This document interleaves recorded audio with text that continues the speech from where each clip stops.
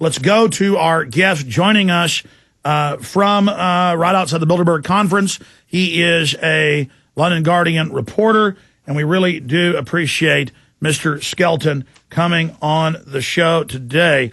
Charlie Skelton, I heard you had problems again today with the supposed no free speech in the EU. I did. I've had a strange day. I genuinely wanted to have a quiet day, keep my head down, not be arrested, and just write some reports on Bilderburg. It didn't turn out that way because when I got up, went out of a hotel, I realized instantly I was being followed by plainclothes policemen, and it's been one of the most surreal days of my life. I've never been followed before. I'm probably not by girls, obviously, but not by plainclothes Greek policemen. And anyway, so yeah, I've just gone to the to the local police station for the second time today in order to complain about this, because I thought I'm going to try and deal with this rationally. I went lunchtime and I said, look, I'm not a threat. I think there's something badly wrong if you're following me around here. You know who I am. You've checked me out. I'm not a terrorist. I'm not about to kill David Rockefeller. I'm nothing. I'm a nobody. Can you call them off? It's just getting annoying. And they were very nice, and they said, yes, yes, yes. And then I didn't see anything for a couple of hours, and just now I suddenly went, uh-oh, here we go. I'm being followed again. And I've been really badly followed again for the last... I've been being followed now. This is weird. I'm on the phone, I'm being followed. It sounds very strange saying that, I'm being followed. But I'm being followed by a plainclothes policeman along the street. Oh, try having 4 of them start punching you and saying you better stop reporting on this. That's the next level of this, Mr. Skelton. That's happened to me before. Now, let's expand on this. Where are you? Where are the goons? You ought to just pull over and walk over and talk to them. Or they'll probably drive past you. I would pull over, or if you're not in a car, stop. Act like you're afraid, because they get off on that. Then they'll start coming up closer, get photos, and run up and talk to them with the phone. That's the way I would do this.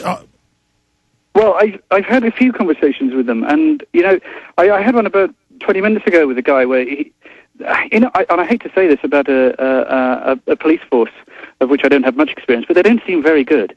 I mean, I'm not. I don't really. My experience of trying to avoid. No. Tyranny's always run by guys that. No. I mean, they're guys that always. It's a mix in Soviet Russia, Communist China, Nazi Germany, East Germany, of people that look like they're 14 years old, as I've seen the photos, with pot-bellied thugs. This is tyranny. Yeah. Always has morons working for it. So yeah. Where are you now? Let's go talk to him right now. You were saying you were... I can't... they've gone now. There was a guy on a motorcycle. He's circled off. I headed towards him. He's circled off, so he'll be replaced in a minute. It's perfectly unbelievable. I wrote today, it's like being in my own episode of The Equalizer. It's just extraordinary. And now, what are you going to do when the media says, hold on, let me stop you, Mr. Skelton. What are you going to do when newspapers say you're a liar, Bilderberg doesn't exist, and none of this happened? Well, I think I would refute that. And they'll call you a kook. They'll say it they'll say Greece doesn't exist. You understand? That's how they operate. I'm not kidding. I get emails saying there's no European Union. Really? Oh, yeah. These people, Limbaugh says that the CFR doesn't exist. Oh, my goodness. Anyways, I'm going to shut up, Mr. Skelton. You're on with us. Tell us what it's been like today. You say you've talked to him. Please continue. Well, I was just going to say that for about sort of 15, 20 minutes, it was very exciting. I've got to confess, it was very exciting. I was being followed along. I managed to double back through a cafe. I managed to make my tail. I managed to talk to them. Make them admit they were policemen. I took their photograph. They didn't like that. And but hopefully that photograph's been published now on the Guardian website. No, that's the spirit. That's the spirit. But, and then it was great. And then I went to the... great, it wasn't great, obviously, I was being followed. But then I went to the police station. I said, can you stop? They were very nice, and they said yes. And do you know what? And now I'm annoyed. I'm furious, and I feel threatened. I feel... like I've been criminalized. I'm walking around. To the best of my knowledge, I'm a decent, upstanding citizen, and I've been criminalized by the presence of Bilderberg here. They have put pressure onto the local police to follow me around, and that's just not fair. They can check me out. They know who I am, and can they not make a rational decision on that? No, they can't. They've got to harass me at a very low level, but it's just constant, and I'm really disheartened by it. I really am. Well, I'm reading some of the headlines of your latest dispatches, the London Guardian, as they were on screen, and it sounds almost apologetic, like our man is sorry he's causing so much trouble. Why is that the spin? So it's bad secret police keep kidnapping you every day and taking you away? I mean, you were kidnapped twice. You know, when George Bush had a press conference, ordered me kidnapped for an hour, and then they threw me out on the side of the highway. That was kidnapping. I mean, you've been kidnapped, and instead it looks like the newspaper's apologizing for you. Well, no, that's me apologizing. That's me. That's my words, and I'm saying the point I'm making in that piece. The point I'm making is that, I'm coming at this. Obviously, as an English guy, middle class, well brought up by my middle class parents. That won't help you. They know you're evil now. The way I want to deal with this is to be polite, gentlemanly. I want to shake hands and say no hard feelings. Awfully sorry. Can't believe I got you into this. Everyone, isn't it a terrible situation? Sorry, everyone. Oh well, let's have a cup of tea, right? Now that's basically the way I've been trying to handle it. I've been very nice to them. Obviously, I'm still nice, but I haven't had that returned back to me, and I feel let down by that. And that's me being naive. I know, and I know you'll shout at me now, but I did kind of expect them to play the game in a kind of honourable way and to say, okay, we know who you are, but so we're going to leave you alone. You're not a threat. But well, listen, they're imploding the government by design, Mr. Skelton. DynCorp and Halliburton in the Financial Times of London, BBC, Chicago Tribune run giant child kidnapping rings. The CPS right here in Austin puts bounties out for, what adoption agencies, what type of kids they want, and go out literally scoping kids out in public school and to steal. I mean, Mr. Skelton, the government is completely criminal worldwide. They're not going to be gentlemanly. I mean, are you kidding? These are criminals. Yeah, I'd like to make a distinction between... Oh, sorry, there seems to be a whole neighbourhood of dogs barking. Apologise for that.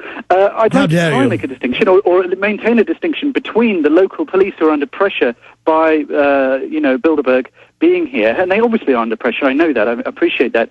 And they've been bought off or whatever. They're just under some kind of under the thumb here. And a distinction between them and the powers that be who are up the hill, because basically the local police and me are at the same level of the pyramid. They're just me. They're just me wearing a silly hat. But the people up the hill are at the top of the pyramid, and neither me nor the police have got anything to do with them, really. And unfortunately, these guys playing around with their guns and their motorcycles, following me, thinking it's such a funny game. Isn't this brilliant? We've got him under surveillance. They're playing the big government's game, and they're playing the Bilderberg's game, and that's just infuriating. You just want to shake them and say, for God's sake, you're following the wrong person.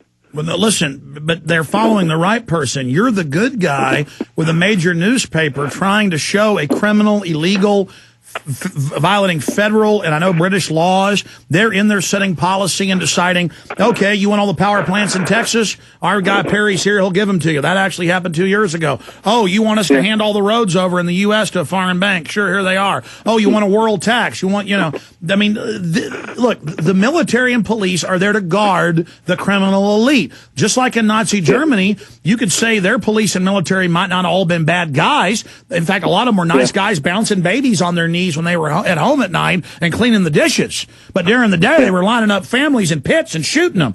And let me tell you, this following orders to spy on Americans without warrants, and this following orders to arrest now hundreds of citizens for photographing police in England under terror charges, and you can't buy seeds now under EU law because you're a terrorist. Sir, we're going into bondage. That's what happens 99% of the time. That's why the Magna Carta and Bill of Rights and things like that created the new renaissance of liberty, and that's why these enemies of freedom are defecating all over them, and that's why they're enemies. They're enemies of everything good. These are Nazis, whatever you want to call them. They're scum, they're filth, they're trash, and we need to address them for what they are instead of apologizing. I've watched the famous footage of people in Soviet Russia being rounded up, or people in Germany, or people being rounded up in China, and they're always apologetic to the police as they're being taken to their deaths. I'm not going to be apologetic to criminals. I don't care how many uniforms they've got. Go ahead. Well, I was just going to continue your thought, but to say that what I think I've learned so far is that where I've put my head above the parapet here is that I've become, in inverted commas, a member of the press. You know, I'm not really a reporter. I work writing stuff for things, but I'm not. I might be a writer, but I'm not a reporter. But I tell you what, as soon as I have a camera and as soon as I'm filing copy somewhere, anywhere, I become a threat. I become a voice, and they prefer the voiceless, and they hate someone with a voice. And I just think we're living for a brief period, I don't know how long, in an age where it's technologically possible for everyone to become a reporter. Well, let me tell you what happened.